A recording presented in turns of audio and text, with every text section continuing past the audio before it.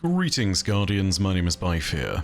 So it's taken long enough, but I finally got the chance to finish Salvation's Edge, and wow, what a raid. Just wow.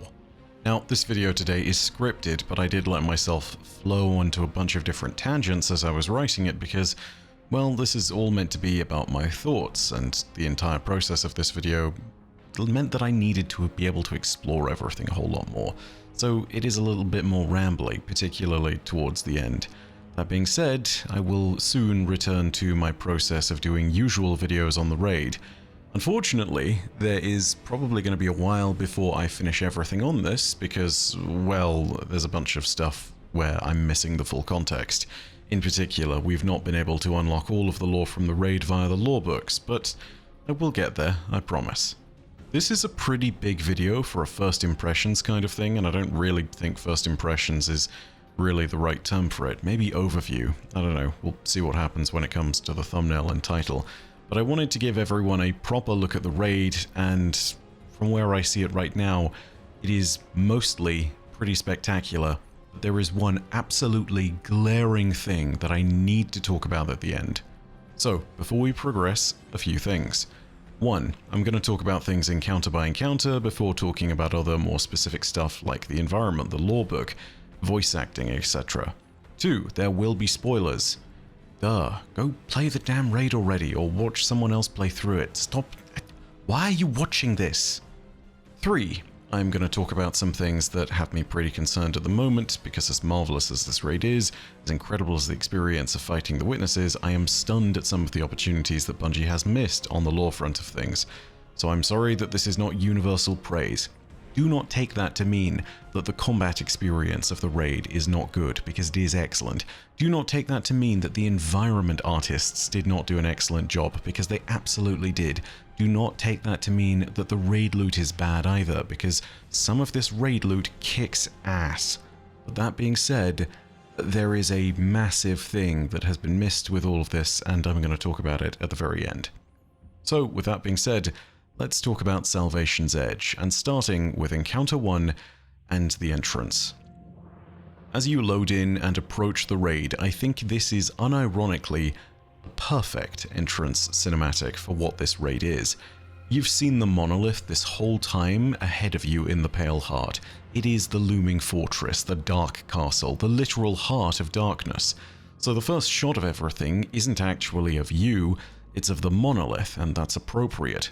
Even when you enter frame, it's just looking directly up, and this thing is looming above you. It's not even focused on you.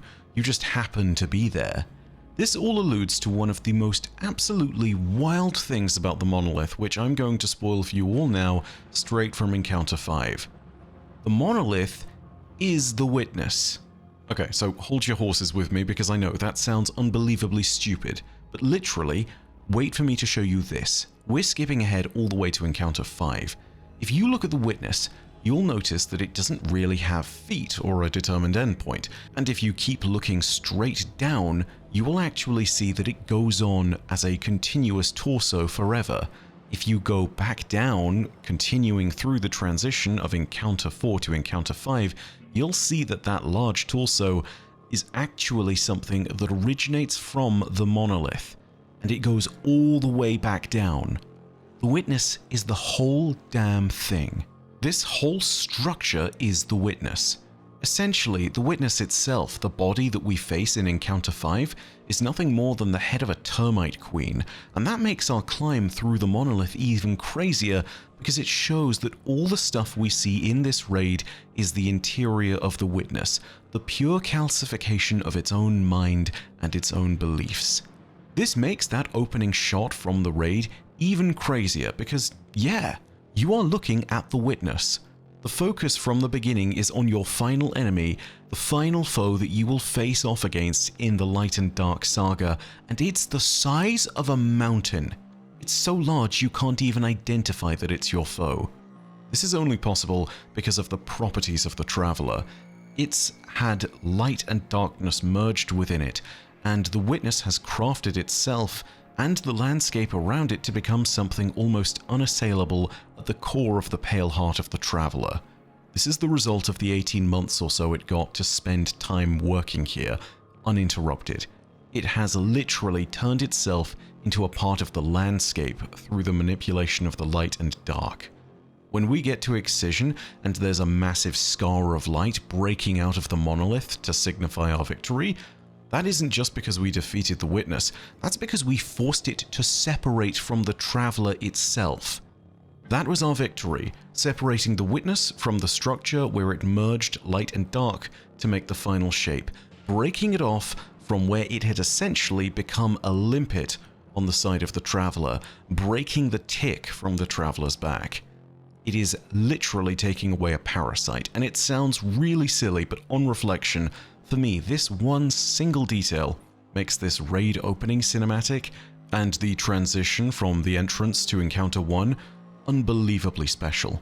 It also lends context to the many things that you see on your way there inside the monolith. So let's talk about that real quick. As you progress further in, you see these absolutely enormous statues, which, as we know, represent the minds making up the Witness. But these are different from the Dissenter statues that we destroy in the campaign and that we've seen around the system. These are still veiled, but they have their arms raised, supporting the architecture of the entire structure. And where the other statues were often cordoned off or hidden, each of these is central and almost deifying the center of the monolith. There's nothing to confirm it but the environment, but I'm pretty sure these are representations of the Witness's ascending minds as opposed to its dissenting ones, the ones who willingly make up the Witness and who do believe in its purpose and mission. They are literally supporting the whole structure and thus supporting the Witness. What's more is that within these statues and the adjacent structures you can see murals and paintings displaying the histories of the precursor peoples. There are all sorts of cool lore scenes depicted on here, and just in case I miss something, I'm absolutely going to go back and record everything from the entrance and first encounter, and at a later date I'll see if there is something that I can pull together from all of those. But even if I don't find something worthy of a video there, it's going to be great for the sake of B-roll and just admiring the great work of the environment artists that's gone into this. 10 out of 10 on that particular front of things. Fantastic. Encounter 1 also still tries to hide that secret that the whole monolith is kind of connected to the Witness by saying that we need to activate the inscrutable machinery within. Keep in mind, we can kind of see from what happened in Vow of the Disciple that the objectives that our ghost shows us are fed to us in real time and are based on our best knowledge of what's in front of us. We don't get that massive reveal of the Witness's true scale until we ascend to Encounter 5, and in the meantime, it makes sense that this is kind of inscrutable machinery. This is the interior of a being that has essentially become a god. And so yeah, it makes a lot of sense that this is a bunch of machinery that is difficult to understand and seems to be a little bit illogical unless you've spent a lot of time studying it and figuring out the exact mechanics of how it works. So yeah, that's fantastic. Encounter 1 is also awesome in and of itself, purely because it introduces you to that oh-so-core feature of the raid, the hands. The Witness apparently is allowed to have almost as many hands as it wants, considering that it's made up of the minds of everything that's joined it. That means that it can and will throw hands with you as much as physically possible. What I also love is that as you go through each new encounter and see a new kind of resonance, the hands that appear in those encounters also reflect that new resonance that's been introduced. In Encounter 1, we have the pyramidic resonance, and the only hand that shows up is the hand that gives the pyramidic resonance in the final fight. In Encounter 2, we see the first appearance of spheroid resonance, and lo and behold, it's a circle sphere hand that you see creating damage zones in Encounter 2.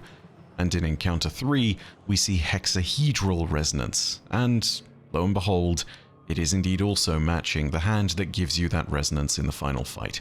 Super cool little detail. Encounter 1 is also the point at which we see the resonance alto mechanics, aka the Great Box of Donkeys. But yeah, okay, all that nonsense aside, I don't actually quite know what's going on mechanically with this one, but there's totally something to it. When you activate your conductors and feed resonance into the altar, you give yourself more time and prevent the final shape from being enacted. And I think the Euphony exotic is actually giving me a bit of a theory as to why this works in the way it does. You see, it describes the final shape not so much as a stillness, but as a symphony to the witness, with all the resonance being fed back into the altar and it hungering for our offering. The witness can do more, but it needs to organize that resonant energy back into harmony with the rest of the final shape. That's just my guess as to why it gives you more time, but it does make me question what the switches are and how they feed into the architecture of the monolith and the witness, and why we're even able to tap into that resonance in the first place. Maybe we're stealing little parts of what was already finalized in order to feed it back into the machine, so it needs to be rearranged. I'm not sure. This is all very much guesswork. It could also simply be because of that classic reason, because of video game. Regardless, if you do all of this enough, you get to progress onto Encounter 2. So let's talk about Encounter 2, the first of two great contest filters known as the Herald of Finality. And Encounter 2 is one I got very familiar with because we were here for a while on my Day 1 group. Yeah, this is where our team called it quits on contest, because we were beat after 28 hours straight. It also features our first boss of the raid. Now, there are some really weird things to say about this boss for sure, but I want to start off with this. I know people keep saying it, but no, I have no way to prove that this is Tanax. So unless Bungie confirms it to be Tanax, I'm not going to say that it is. But what can we tell about the Herald anyway? Well, we can tell something rather terrifying with regards to its power. It's an Eliksni of a high rank for sure, based just purely on the number of arms and the body structure, but what we see in front of us is something that is horrifically chimeric in nature. Its upper half reads with the red skin and the same resonant crit spot as a Tormentor, which means that it's likely a Dread. And yet, the bottom half of its body is taken. This is really terrifying because it implies the process of creating this entity was involved with some really twisted stuff. They had to first find an Eliksni who was willing to be twisted into a Dread, or possibly killed and then turned into one after they had been unwillingly taken. We're still not sure if that's how the process works, but it seems to be that they willingly sacrificed themselves to be a part of the final shape. The witness then raised them with both the light and the darkness within the Traveler to make them into a Dread like that, but then decided to send them into the dimension where the Taken are corrupted to just make them even more powerful and steeped in darkness. This guy is no joke. We have never seen a Taken Dread before, and that's kind of what this is. It's why I call it chimeric. It's many creatures all in one, Eliksni, Dread, and Taken all at the same time. It's not surprising that this is a badass boss on contest, alongside his cohort of attendants who I want to scream expletives at until the day ends. But let's move on from that. Outside of contest, they are a bit of a joke. The fact that he is Taken also seemingly implies something else about his capabilities, something that was made all the clearer from Sloane in the Season of the Deep. Her partial Taken infestation allowed her to tap into the communications of Xivu Arath's forces, and her Taken in particular. It allowed her to monitor troop movements and commands and orders. If this Dread was also empowered with Taken energy, then it might have also been able to tap into the movements of the Witness's forces, allowing it to perhaps better command and direct the movements of those entities. This might be the Witness's last commander of its armies, at least those that could respond rapidly, such as the Taken, and who were also linked in with this network. If this enemy, the Herald of Finality, was a leader of the Witness's armies, all of this does start to make sense. You just don't give the title Herald of Finality to some random nobody you nabbed off the street. So yeah, it's very much the case that this could well be one of the last leaders of the Witness's forces. In fact, their presence in this arena in particular seems to imply that they are one of the Witness's great supporters. I don't know if this guy was a disciple, but it sure is suspicious that we have statues of Rulk, Nezarec, and Callus at each of the three sides of this arena in Encounter 2, almost implying that the Herald is standing amongst its peers. No way to confirm that, but we did also discuss how the Witness sometimes drew disciples from the worlds that the Traveler had touched. So maybe this was a disciple, and they came all the way from Reese. If that was so, it makes me wonder where their glaive is. Maybe it was Winterbite, and this is the disciple that seemingly attacked the Exodus Indigo. We may never know, and I'll get to more of why closer to the end of the video. This is where my soapbox will eventually come in. It's one of the many things that could have been spoken about. Either way, we're moving on from here to go to Encounter 3, aka the one that everyone breezed through after Encounter 2 for the most part, and that people remember more for what the Witness says just before you reach it. This plays host to that moment where the Witness mentions the Winnower. Here it is again for those of you that missed this absolute lore bomb. You fear answers. Fear the truth you claim to seek. Look beyond this dying garden, or rot in entropy. Each child we save from the game, you again force to play. You call us Winnower. We are not, but the first knife clutched in its hand. Gods forged us both, but they cannot tell the knife what shape to carve. So I had a few people say, but the Witness lies, why would you believe it here in this moment? And sure, you're not wrong, the Witness is notorious for lies and manipulation, but regardless, I think if we look at the subtext of what's going on IRL, I believe that the devs knew exactly what they were doing here. In the moment of the Witness's victory, I think this is genuinely it trying to get across to you that you should come over to its side, and it speaks in a frustrated manner as it seemingly can't convince you. This is its speech approaching what it thinks will be its victory, and it's basically imploring us to see that we're going to cause more harm than good through our actions.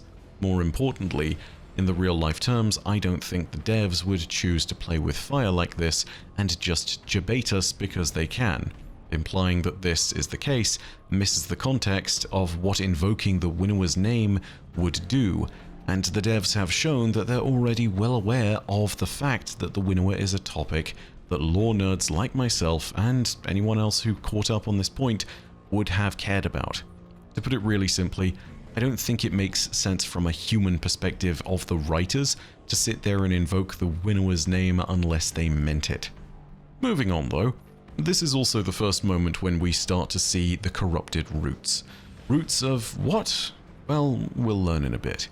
Encounter 3 is essentially the moment where we reach the upper heart of the monolith, and at the very end of that encounter we can start to see where we will ascend to meet the Witness at the apex of its power.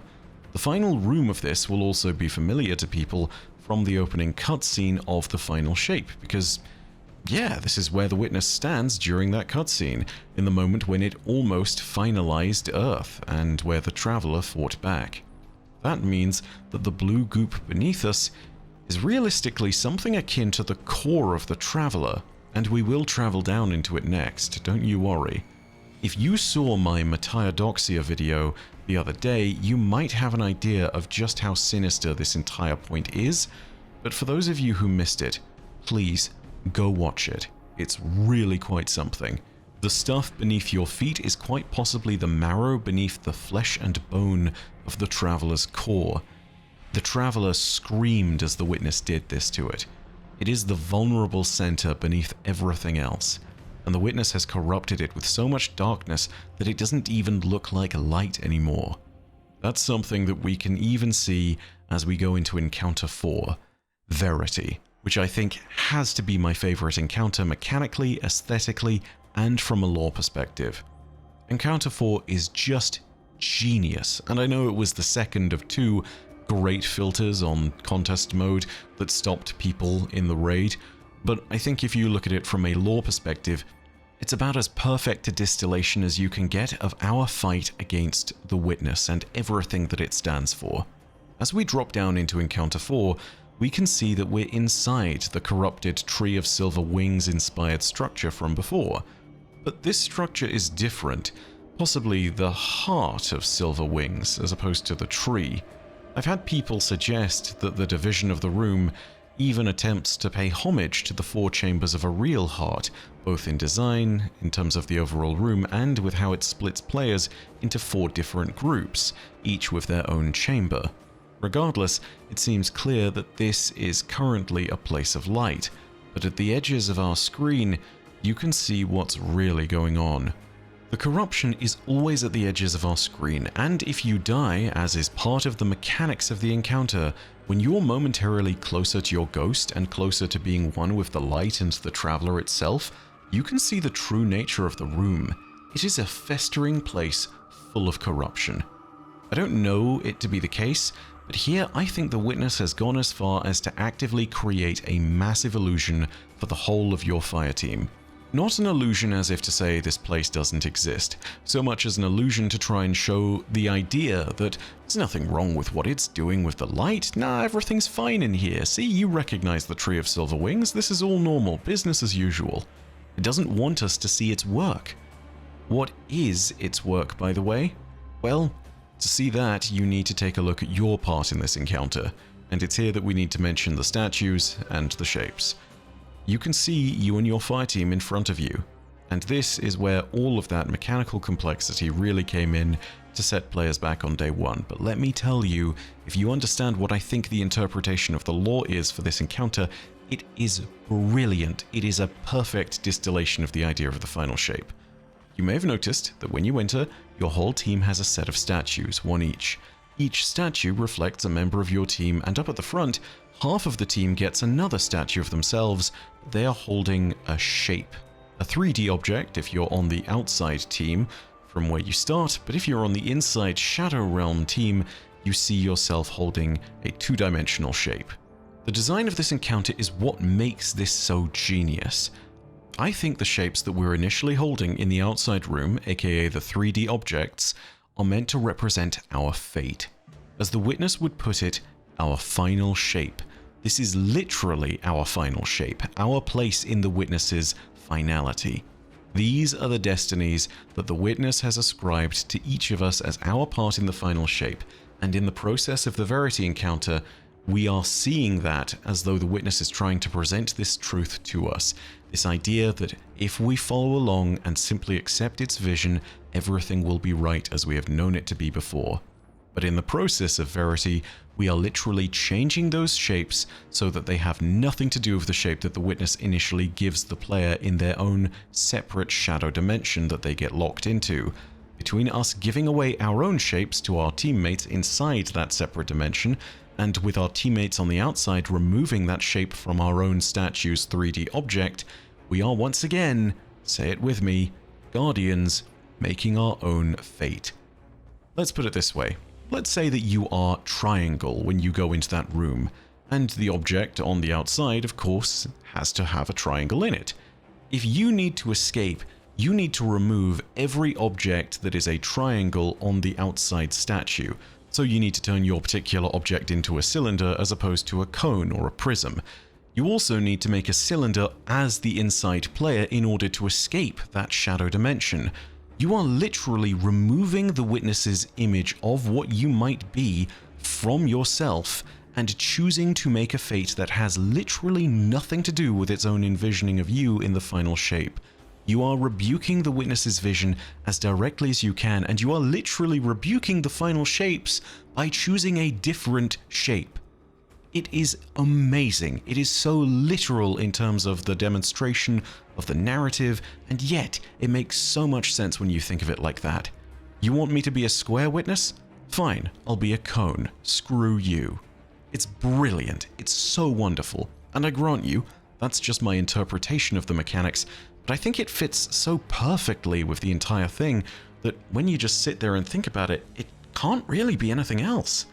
Even the encounter's name, Verity, is a nod to what's happening here. Verity means truth.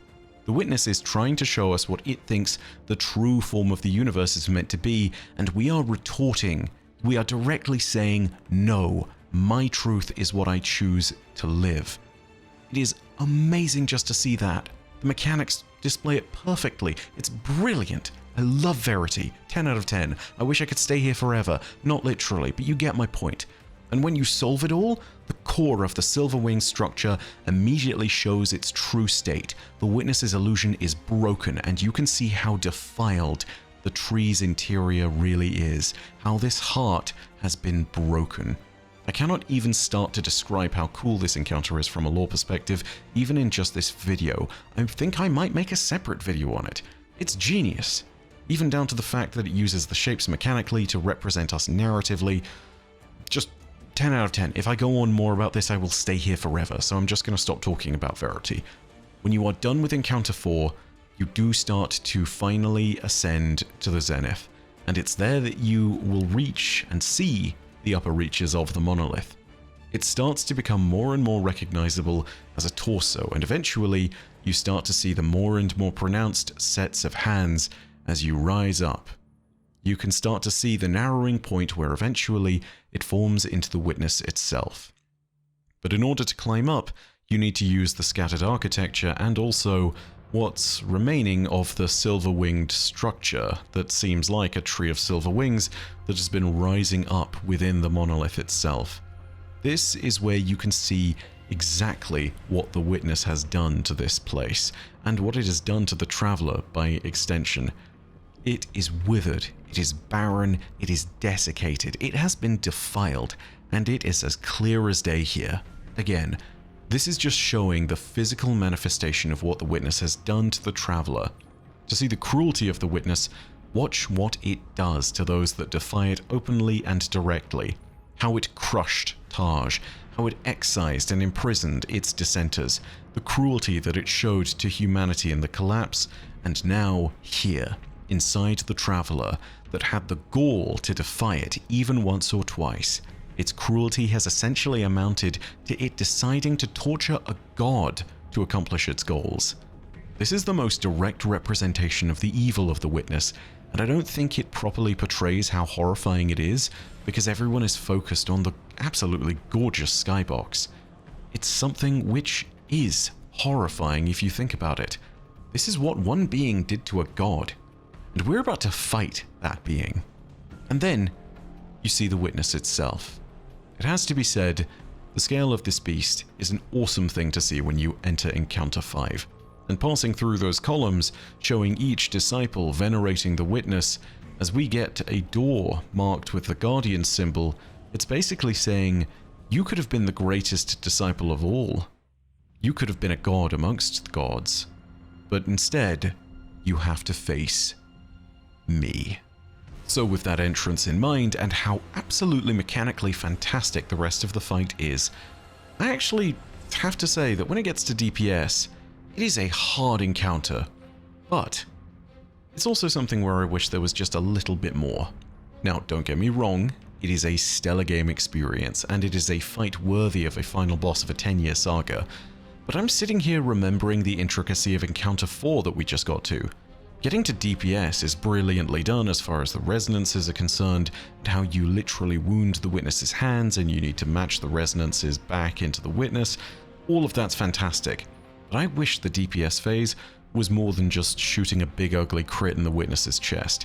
The fact that it's constantly attacking you in the DPS phase and can very easily just outright kill you, yeah, that's what I would expect, and that's awesome. But narratively, I feel like there could have been a bit more that was done to demonstrate how we're weakening the Witness, and I almost wish that the encounter had more knives. Allow me to explain. At the end of this encounter, we effectively separate the Witness from its monolith and send it into retreat.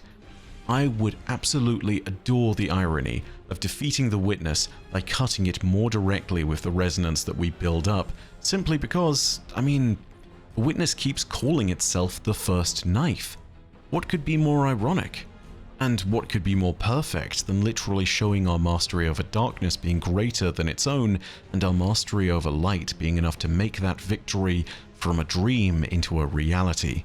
I'm probably overthinking it, but I'd have loved to see more emphasis on that point that we are literally severing the witness from its monolith, cutting the first knife off from the Traveler. It would have been a beautiful, poetic end to one of the greatest raid bosses in Destiny, but I can only wish for things. When we do defeat the Witness, though, it appropriately retreats, and it gets its ass handed to it in Excision. The Traveler immediately beckons you to follow, by the way, as a massive pool of light will then take you to the Excision mission if you are done with your looting. But there's more lore to discuss, so let's start with some minor things. First of all, voice acting. This is another moment when Bungie absolutely leveraged excellent voice talent to better familiarize us with a villain that we're going to meet in the raid. This has been going on since Destiny 2's first raid in the Leviathan, and occasionally it's fallen a bit flat. I think Deepstone Crypt is an example of this, because whilst the dialogue from Clovis is excellent, he isn't the raid villain. It felt as though we could have had a really personal encounter with Taniks if Bungie had allowed it to happen, but still, I understand why narratively speaking that might not necessarily have been the choice they decided to make. Rhulk was an amazing use of narrative, and it appropriately sold the essence of his character. It showed him to be the arrogant overlord that he truly was. The Witness, I'd say, is not as good as Rhulk, but I think it is still up there. It's got all of this malice and poise, and it does feel at first as though it's a godlike presence. It sees us as nothing more than an annoyance, a nuisance running within its inner workings, finding small passageways through the monolith, small advantages that will maybe buy us one step closer. But the higher you go, the more legitimately frustrated the Witness gets, to the point where if you're fighting it in the final boss encounter, it is shouting at you. That is a brilliant choice. It shows not only the fact that this thing thinks itself to be a god at first, but also that it isn't technically a god yet, and that it is still flawed and technically mortal. And when we face it in Excision, it's got none of that pretense left. It's full on furious, and everything that we do in the raid brings it to that point. Amazing voice work is part of what carries that feeling, and I cannot sing the praises of it enough. Next, holy lord, if I haven't made it clear enough, the environment team absolutely needs another raise after what they did with this and what they did with Vow. I don't think the environmental storytelling here is as clear as it is in Vow of the Disciple, and I do wish there were more things that were more clearly spelled out in the environment for players, but regardless, you cannot deny that the vast and epic scale of this raid is something to behold, and the story beats that it does give us looks into, breathtaking, fantastic. The monolith in itself is a treasure to behold, and it is truly a work of art that even the small details don't truly tell the full story of. The team should be unbelievably proud of their work here. I think no one can deny it is a brilliant looking raid, and it also sells some of the scale of the story just purely based on its presence in the environment outside of the raid. 10 out of 10, it is a testament to the art team's fantastic continual work. Next, we should really talk about the lore book, and it's here where my picture starts to become a little incomplete. You see, currently, you need to pick up these finalized apples from the ground within the raid in order to get lore pages, but at best, currently there are only 5 that can be acquired conventionally, unless the last 3 are exceptionally well hidden. I think there are more that can be garnered from raid mods and future raid exploration, so we'll need to see what's what on that one. But for the moment, that's just to say that I only have 5 of the 8 raid lore books, because I think that's all I can get at the moment. An incomplete picture, to say the least. With that said, what I can tell you is that the lore books are split down the middle. They seem to go back and forth between the perspective of the Witness and some of its dissenters. Each lore entry is paired, and the lore entries are named after rivers that flowed in the Greek underworld. A current from the entries I see that includes the Styx, Acheron, and Phlegethon. I imagine that either Lethe or Cocytus are the last 2 chapter names. It's a really cool naming convention, and I think it adequately describes this massive decision to descend into darkness to find purpose and truth, but it also, at the same time, describes the absolute hell that the dissenters have been through. The entire book is called Rubicon, which also describes the line that was crossed in order to make the witness. Very good. I'll have individual videos covering those lore books when I have a full version of the lore book itself to read. However, it's here that I need to pivot to something that actually astounds me, and I think it's the only negative thing I have to say about Salvation's Edge. And it is a big thing, unfortunately, but it is simply this. For all of the amazing stuff I've talked about thus far, there is not enough lore. Now, do not get me wrong, I know the Winnower lore drop is huge. The fact that the witness is attached and is part of the monolith is incredible. The statues and the art that is shown throughout the entire raid sells the narrative of the place as you walk through it. The desiccated Tree of Silverwing structure that you climb shows the witness's cruelty, and like, Verity exists. It's so cool. How can there not be enough lore? And it's really simple. I am not referring to all the stuff that I've just talked about that I've called excellent. The raid is brimming with that. From the seams it is bursting. I am referring specifically to the written stuff that normally accompanies a raid, the lore tabs. And I won't lie, this is something that's getting more and more concerning for me in Destiny generally as time goes on. So allow me a few minutes to get on my soapbox and tell you about this. Going back to Forsaken and Last Wish, every item on every class had its own separate lore tab. Every weapon, every piece of armor, everything. Fast forward to Vow of the Disciple, and it's only the armor, ghost, sparrow, ship, alongside the lore book that you get out of the raid. And you know what? That's actually okay to a certain extent, because that was still a lot of entries if you included the raid lore book. Last Wish technically didn't have one, because it had the wishing wall, and that didn't tell us anything. It was literally just a few words for each one that did not give you anything substantive lore-wise. So yeah, I don't count that. But both of these moments are really big moments within the entire canon of Destiny. Riven's defeat in Forsaken is an iconic moment, as is Rorke's defeat in the Vow of the Disciple. These are moments that genuinely changed the game, and they have a lot of lore to accompany them that is throughout all of the lore tabs. Appropriately so. Move ahead to Salvation's Edge.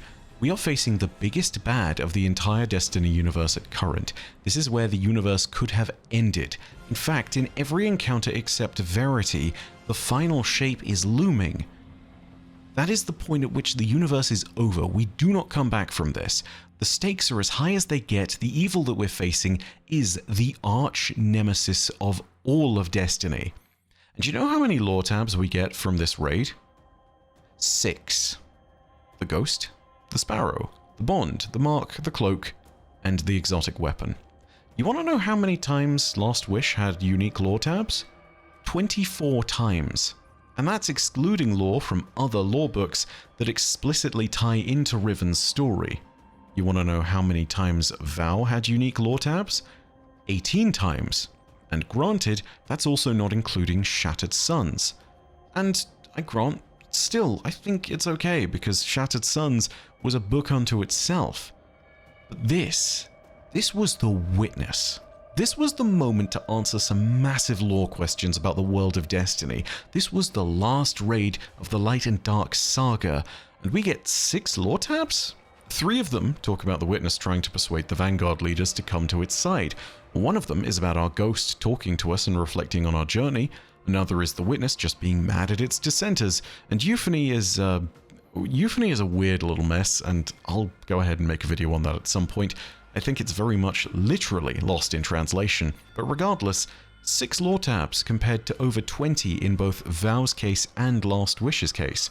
That is a quarter of the lore that we got out of an expansion where we kill an enemy, which in the grand scheme of things, in Riven's case at least, is not a big deal. There were so many questions that could have been answered, or perhaps even generated with the fascinating new lore and insights that could have been written in these lore tabs that never were. This is a huge opportunity that Bungie could have taken grasp of, and they have completely fumbled it. Now, does this fall on the head of the narrative department? Somehow I think not. Given the sheer quality of writing that is on display, and yet seeing how little of it there is, I think it is highly unlikely that they somehow decided to just not write lore for this particular raid. I think that is wildly stupid to suggest it. That being said, it does mean that the decision to not put this in lies with someone else, because, I mean, why would you not? This stuff has genuine value to the experience of the raid and to players generally, and is excellent for growing Destiny. It was an amazing opportunity to expand the world, especially to explain more about the Witness, to explain more about the Disciples, the Darkness, the Taken, the Dread, who have remarkably little lore within the game, and it's just nothing. When the rest of the raid is firing on all cylinders, why hold back at the raid? But I think this is something that I want to point out because it's a worrying trend across the whole of Destiny. The lore is getting thinner and thinner. Lore is what Destiny famously falls back on when the narrative is amiss. But let's do some more comparisons here because I don't want that statement to go without some actual data to back it up. Let's take an example from Dungeons. There were 11 unique lore tabs in Ghosts of the Deep. The same as what we got from Spire of the Watcher and the 11 we got from Duality. 11 in each case, 4 unique weapons, 5 unique pieces of armor, 1 exotic, probably a ghost in a sparrow or a ghost in a ship, something along those lines. Roughly it works out to 11 bits of lore. But you know how many lore tabs there were in the latest dungeon, Warlord's Ruin? Just 2. 1 from the Ghost Shell and 1 from the exotic. Now I want to be really clear about 2 things. First of all, these might be trade-offs. It might simply be the case that this is all to do with the fact that instead we got the In the Shadow of a Mountain quest and we got all the dialogue that you get between Crow and Petra in the middle of that dungeon. Equally, this might be the payoff for all the effort that went into the rest of Salvation's Edge. However, I need to also make this point really clear. Raids, dungeons, endgame content generally, these are moments of spectacle that move the universe of Destiny forward. These should be the focus of the lore, not some afterthought. If I had to, I would happily trade all of the effort and time that went into the lore of the Paleheart weapons for lore on the raid gear to make a full return. But even then, I don't think that's a choice that we as fans should have to make, and I don't think it's unreasonable to expect that the endgame gear, in the moment when we defeat the greatest enemy of Destiny's entire timeline, should have some lore on it. A few months back, I actually looked at this entire topic in a bit more depth. I made a video that I never released. It's still unlisted on my channel. I didn't want to release it at the time being because you may not remember, but 6 months ago, things weren't so good, and I did not want to give the narrative team heat when they had just gone through all of the nonsense with the layoffs. I did not think it was responsible for their morale to have me make that video public, and so I did not publish it. But in that video, I made an assessment about where the lore was and how much has been put into the game year on year. And these are my findings based on the numbers. Since Forsaken, the amount of lore in-game as a whole each year has fallen. And as of the time that we entered Lightfall, it is half of what we got in Forsaken. That went from over 450 entries in the year of Forsaken, including Forsaken itself, Black Armory, Joker's Wild, and the Season of Opulence, to just over 200 entries in Lightfall's year.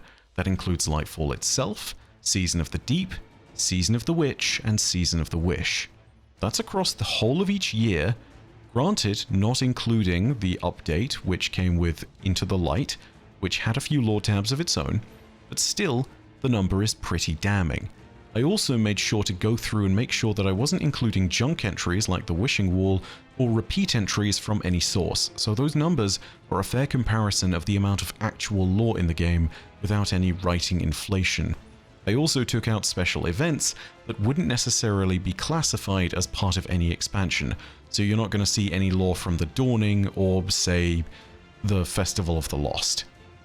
To be really clear, it looks from that perspective as though the amount of lore going into the game is slowly getting smaller and smaller, and that has me really worried at this point. It got me really worried at the point when we were getting to the end of Season of the Wish, and whilst there is somewhat of a recovery here in Final Shape, it's still clear that we're missing a lot of what used to be there back in the day. My simple distilled thought on the matter is this. When Destiny's narrative wasn't received well, we hardcore players who propped up the game could retreat to the lore. In the lore, were written the foundations of future greatness that would go on to define the future successes of entire expansions. The lore of the Great Hunt is the foundation of Riven and Forsaken. The lore of the Iron Lords was the foundation of Rise of Iron. The lore from Callus's Invitations were the foundation of Season of the Chosen, where we got some of Destiny's best characters. And the lore of the Books of Sorrow, that was the foundation of Witch Queen. The lore isn't just a distraction. It is the investment of the devs into the fans so they can invest themselves into the future of the franchise. To fail to put lore into this raid then fails to propagate future storylines, and it fails to add more narrative context to the greatest foe in Destiny's history. This isn't just a missed opportunity, it's a wound, and we won't even know the scale of it because it's stuff that will never exist because it was never written. Or perhaps it was written and was never added for the sake of triage. I'll put it even more simply. When the Exo Stranger didn't have time to explain, the lore did. Please, for the love of God, stop putting less lore in the game. Let this brilliant narrative team cook, and they will feed the imagination of fans across the next 10-year saga of Destiny. Do not let this thing wither in this moment of triumph. I feel hopeful about Destiny's future for the first time in 18 months. Please do not let that hope be squandered in what should be our most triumphant moment. Put the lore back in, please. Soapbox over. Despite that one major gripe that I have, there is no denying that this is a spectacular raid. I'll have more lore out there for you all when the time is right. I need to make more videos on what we do know from Salvation's Edge. You can expect the first of them to arrive somewhat soon. But, in the meantime, thank you for watching and for listening to this rather long video. If you enjoyed it, go ahead and hit the like button, and of course, leave your own thoughts down below in the comments section. And if you want more Destiny content and content from Destiny's lore, go ahead and hit subscribe and the bell next to subscribe to turn on those email notifications. But as per usual, know that your viewership as always is quite enough for me. And that in the meantime, my name is Byf. Parodacia ad Astra. I'll see you Starside.